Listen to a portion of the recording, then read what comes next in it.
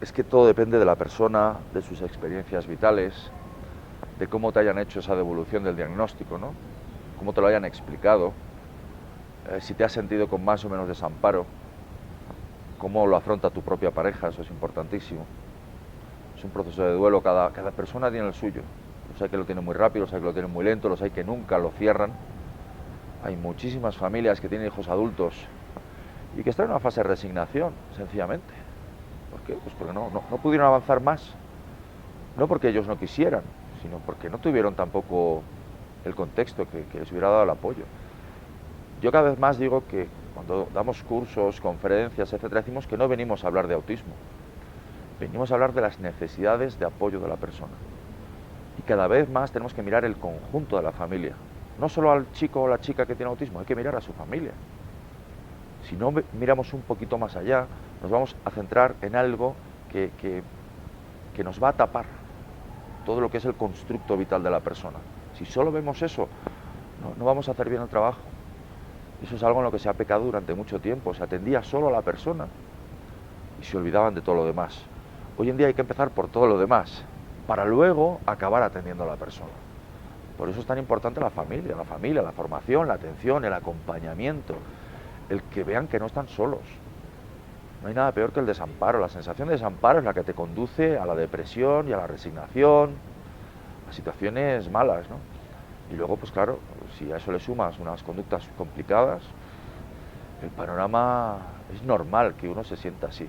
Por eso es tan importante entender el autismo desde el punto de vista de los grupos de personas.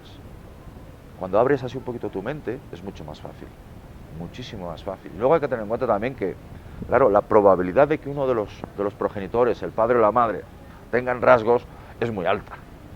Con lo cual también hay que saber enfrentar eso. Entonces yo me he visto muchos profesionales que no saben tratar con los padres. Dicen, es que estos padres son súper estrictos. Digo, no son estrictos, están en el espectro del autismo. O sea, ¿estás trabajando con su hijo y no sabes tratar al padre? No trabajes con el hijo, por favor, dedícate a otra cosa, que para esto no vales, ¿no? Entonces, eso es muy importante. Entonces, también hay que ser suficientemente empático para poder entender las necesidades de la familia o cómo ellos lo están pasando. El 80% del éxito está en casa. Y lo que tampoco podemos hacer es coger al niño, dejarlo en un gabinete y decir cúremelo, arréglemelo o resuélvame el problema, porque eso no es así. Porque eso es darle al profesional unas atribuciones que tampoco le corresponden. A veces la familia también somos muy cómodos, ¿no? Vamos a un profesional, oiga, que el niño que me ha venido roto, me lo arregle. No, perdón. Oiga, yo voy a ser su compañero de trabajo, pero no soy Dios. Entonces vamos a trabajar juntos y vamos a desarrollar un programa para que el niño se desarrolle de la mejor forma, que consiga llegar a su 100%. Luego hay que tener en cuenta también los profesionales cada vez más son más conscientes de su posición respecto a la familia para no asumir un rol de control o de poder sobre la familia. Que esto era algo muy de los psicoanalistas, ¿no? Usted cada vez que vaya al baño me llama, ¿no? No, perdona. Entonces, al final los buenos terapeutas forman parte de las familias. Son familia, o sea, ¿por qué? Porque es gente que tiene no sé, un algo especial también y que son aspectos muy vocacionales.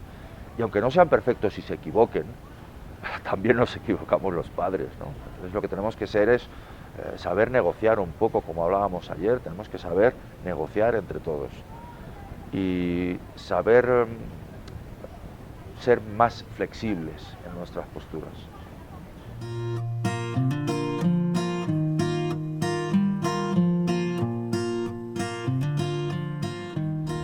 Pues muy sencillo, porque se lo explicamos. Los niños tienen derecho a saber su condición, su forma de entender y de ver las cosas. Cuando llegó un momento que tendría como unos 7 años y medio, 8 años, ya era un chico bastante verbal, entonces lo que hicimos fue crear un modelo de explicación, que luego incluso lo publicamos, ¿no? Para que otras familias pues, pudieran utilizarlo pues, como guía, como patrón, ¿no? Al ser más pequeñito, no le generó tantas dudas. Él ha vivido el autismo con mucha naturalidad. En casa se habla de autismo y vamos a convenciones y él viene con nosotros. Es algo que él lo ha tenido patente, ¿no? Y vivo desde el primer día. Resultado, pues no le viene de nuevo, ¿no? él sabe de sus diferencias y es capaz de explicar sus diferencias a los demás.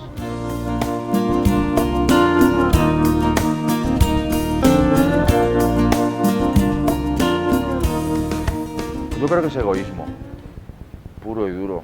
Tú te metes en esto por egoísmo.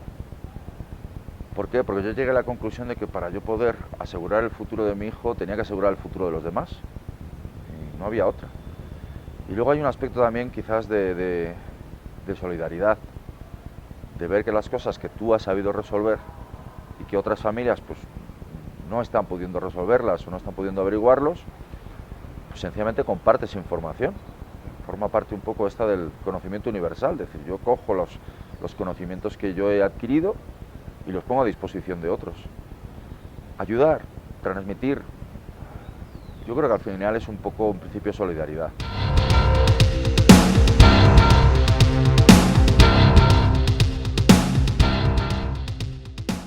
Sí había. Había bastantes cosas. En español nada, muy poco. Lo que había en español era bastante malo, porque todavía venía con esos conceptos del autismo es una discapacidad intelectual severa y nunca conseguirás nada, ¿no? Y se centraba más en cómo tratar a adultos que se autoagreden. Esa era la información que encontrabas en español. Algunos libros de historias personales que no me resultaron excesivamente útiles, pero luego al final pues sí, ves que hay un montón de información, sobre todo en inglés, y ir a Estados Unidos, conocer gente que sí sabía del tema, que estaban a la última, y muchas de las cosas que ya se hablaban pues eso hace 9 años son las que estamos haciendo hoy. Es decir, no se inventó ayer, porque los que hablaban hace 9 años ya llevaban 11 diciendo lo mismo, ¿no? Es decir, hace 10 años aproximadamente hubo un cambio importante en el paradigma de cómo entendemos el espectro del autismo, y seguimos en ese cambio, y la ciencia lo que nos está ayudando ahora sobre todo es a conocer orígenes, causas, motivos.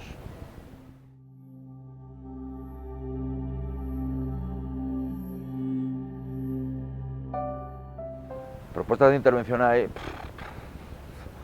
tantas como proponedores, ¿no? Hay infinitas. Luego al final resulta que las que funcionan las cuentas con los dedos de una mano, no hay tantas. Las que funcionan en todo el mundo, a todos los niños, indistintamente de su condición, raza, salud, edad, religión. Y claro, cuando ves que hay determinadas formas de trabajar que son mundialmente aceptadas y que funcionan en todas partes y que funcionan con todos, dices, pues esta va a ser la buena, es una cuestión de evidencia.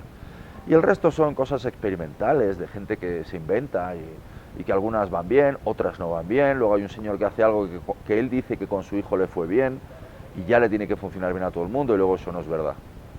Y hay mucho charlatán.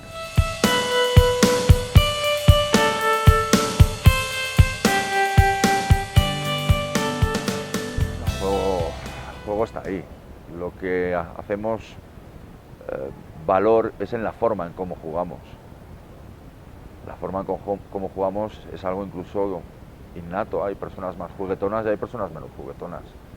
Entonces hay gente que realmente tiene unas aptitudes y tiene ese feeling para estar con niños, y hay gente que no lo tiene, y por mucho conocimiento que tengan, pues son rechazados por los niños. Nunca le enseñarás nada a un niño si no consigues caerle bien a ese niño.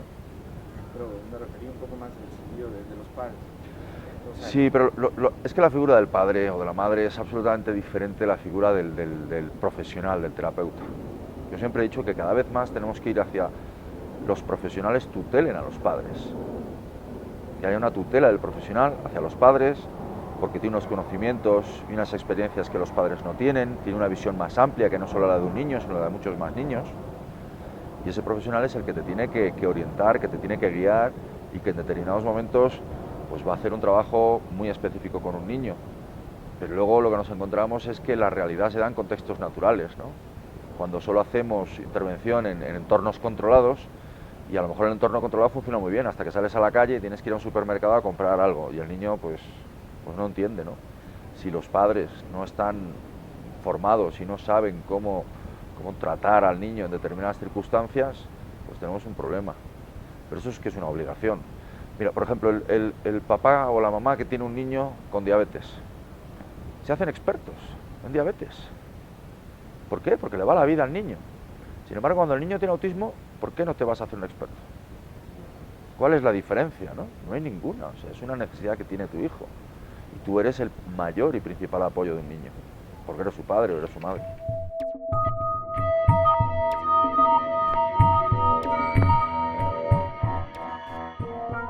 La niña que cuidaba de su hermano mayor de 17, sí, porque los papás estaban hundidos, se habían quedado allí hundidos, y era la hermana pequeña, la cual yo estoy convencido que era una estupendísima terapeuta de mayor, porque tenía muchísimo feeling, era la que ella hacía la atención y se encargaba de su hermano mayor, un chico que no había tenido ningún tipo de intervención, un chico que estaba bastante mal, y que sus padres no eran capaces de hacer nada con el hijo, y la hermana, vamos, hacía maravillas, le decía, ven aquí, siéntate, vamos a hacer esto, vamos a jugar. La hermana tenía una implicación hacia su hermano que era espectacular.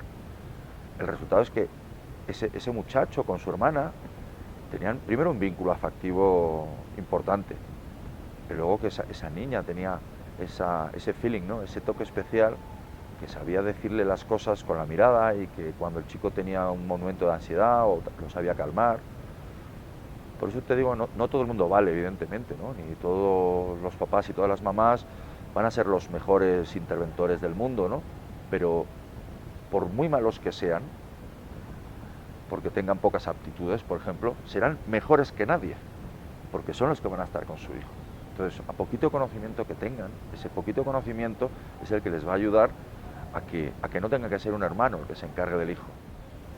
Una que me contaron en Estados Unidos, en un pueblo que estuve, que había un muchacho, es una historia verídica, o sea, me la contaron allí, la gente incluso tenían fotos de él y le pusieron un nombre a una calle, que era un chaval con autismo que le llamaban el Loco Joe o algo así, Crazy Joe, le llamaban, el Loco Juan, vamos, una cosa así. Y principalmente su vecina era la que más inquina le tenía, ¿no?